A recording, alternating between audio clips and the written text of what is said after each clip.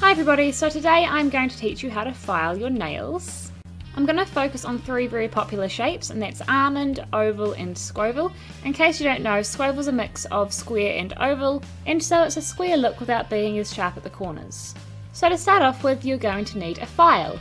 My file is called Grey Fox and it is by Easy Flow, and it is 180 grit. That means that this file is actually a little bit too harsh for the natural nail. It's better to have a 240 grit file. However, this file is a wee bit old and has been used quite a few times already, so the grit would have worn down to the amount I want it to be. If your nails are more prone to splitting and breaking, you might want to use something like this rough remover by Mambo. What I'm going to use it for though is just to smooth off my nails after I've filed them.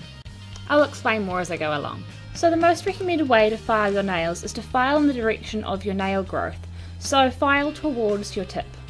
Apparently this can help with nail growth. I haven't really seen the research behind that, but it's a good way to file your nails anyway. So I do recommend doing it this way, however I'm not going to pretend I do this all the time.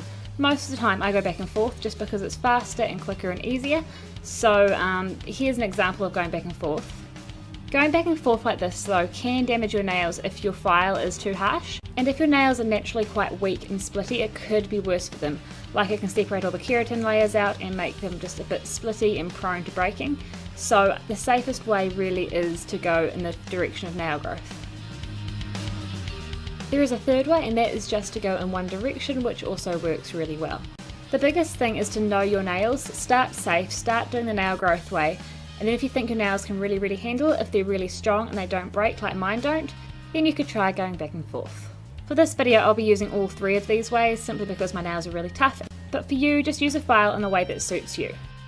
If you find this video helpful, please give me a thumbs up and subscribe to my channel, it helps me a lot, and I hope you enjoy the video.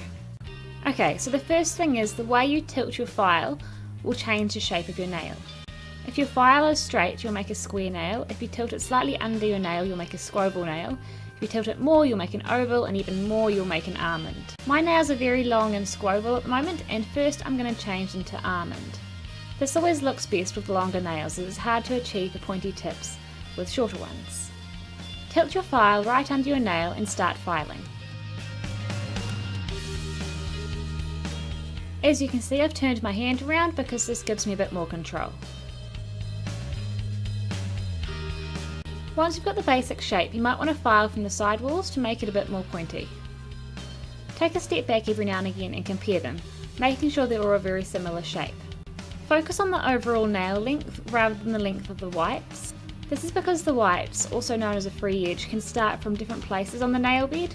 For example, the white on my index finger starts quite a lot lower down than the other nails. Alright, I'm going to leave my almond nails there. Although if you wanted to make them more pointy you could, I just didn't want to go too hard out because I'm filming the oval shape next. Alright, now oval. Oval is usually found on shorter nails. They aren't as pointy as almond and nowhere near as square as squoval. In this part of the video I'll also show you how to make sure that your nails match across both hands, and how to smooth off your nails after filing. Okay, so for oval you want to do the same thing as before, except this time make sure the file, while still under your nail, isn't on such a strong angle. This will make it more of a round look rather than a pointy almond. Once you're happy with the basic shape and length, use the file to make sure all the corners are nice and smooth and round.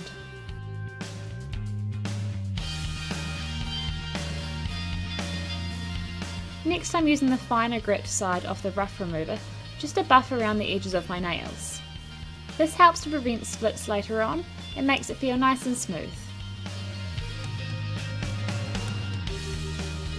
When you do your other hand, make sure you compare your nails as you go. For example, here I've got my index finger of my right hand and my index finger of my left hand, and I'm just comparing them to see that they're the same length. Again, don't worry about the whites tend to be different shapes anyway, and just focus on the length and the shape. So those are my oval nails done.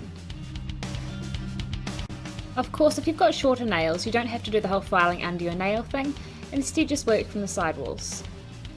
Just make sure you keep looking at it from different directions though, otherwise it might end up a bit wonky and going in the wrong direction. And finally I'm going to show you how I get my squoval nails. Place your file on a slight angle so you'll still get it more squoval than square, and start filing. To get some more control and to round off the edges a little bit, turn your hand around. File alongside the sidewalls to make them nice and straight.